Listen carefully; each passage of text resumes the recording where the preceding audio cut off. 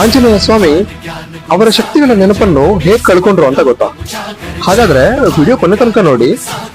ದೇವತೆಗಳು ಕೊಟ್ಟ ವರಗಳಿಂದ ಅವರ ಶಕ್ತಿಯಿಂದ ಆಂಜನೇಯ ಸ್ವಾಮಿ ಎಷ್ಟು ಶಕ್ತಿಶಾಲಿ ಆಗಿದ್ರು ಅಂತಂದ್ರೆ ಬ್ರಹ್ಮಾಸ್ತ್ರ ಸಮೇತ ಅವ್ರನ್ನೇನು ಮಾಡಕ್ ಆಗಲ್ಲ, ಅಷ್ಟು ಶಕ್ತಿಶಾಲಿ ಆಗಿದ್ರು. ಆ ತರಹದ ಶಕ್ತಿಗಳು ಸಿಕ್ಕಿದ ಕೂಡಲೇ ತುಂಬಾ ತುಂಟತನವನ್ನು ಮಾಡ್ತಾ ಇದ್ರು ಆಂಜನೇಯ ಸ್ವಾಮಿ. ಎಲ್ಲಾದ್ರೂ ಯಾರಾದ್ರೂ ಋಷಿ ಮುನಿಗಳು ಕಾರಣ ಕೂಡಲೇ ಕೂತಿರೋದನ್ನ ನೋಡಿದ್ರು, ತಪಸ್ಸು ಮಾಡ್ತಿರೋದು ನೋಡಿದ್ರು, ಹೋಗಿ ಸಮಸ್ಯೆ ಉಂಟು ಮಾಡೋದು, ತುಂಟತನವನ್ನು ಮಾಡೋದು, ಇದೇ ತರ ನಡೀತಾ ಇರಬೇಕಾದ್ರೆ ಒಂದಿನ ಹನುಮಂತನಿಂದ ಒಬ್ಬ ಋಷಿಯ ತಪಸ್ಸಿಗೆ ಭಂಗವಾಗುತ್ತೆ. ಅದೇ ಕಾರಣ ಕ್ರೋಧದಲ್ಲಿ ಆ ಋಷಿ ಮುನಿಗಳು, ನಿನಗಿರುವ ಅಪಾರವಾದ ದಿವ್ಯ ಶಕ್ತಿಗಳು ನಿನ್ನನ್ನು ಅಹಂಕಾರಿಯನ್ನಾಗಿ ಮಾಡಿವೆ, ಅಂತಹ ಶಕ್ತಿಗಳನ್ನು ನೀನು ಸಂಪೂರ್ಣವಾಗಿ ಮರೆತು ಹೋಗ್ತೀಯಾ ಎಂದು ಶಾಪ ನೀಡುತ್ತಾರೆ.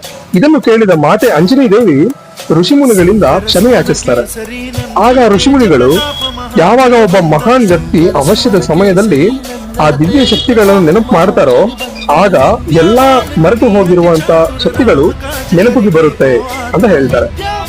ಸಮುದ್ರವನ್ನು ದಾಟಿ ಸೀತಾಮಾತೆಯನ್ನು ಪತ್ತೆ ಹಚ್ಚಲು ರಾಮನು ಹನುಮಂತನಿಗೆ ಒಪ್ಪಿಸಿರ್ಬೇಕಾದ್ರೆ ತಾತ ಜಾಂಬವಂತನು ಹನುಮಂತನಿಗೆ ಮರೆತು ಹೋದ ಶಕ್ತಿಗಳನ್ನು ನೆನಪು ಮಾಡ್ತಾರೆ. ಹಾಗಾದ್ರೆ ನನ್ನ ಜೊತೆ ಎಲ್ರು ಹೇಳಿ, ಜೈ ಬಜರಂಗಬಲಿ, ಜೈ ಶ್ರೀರಾಮ್, ಜೈ ಜೈ ಶ್ರೀರಾಮ್.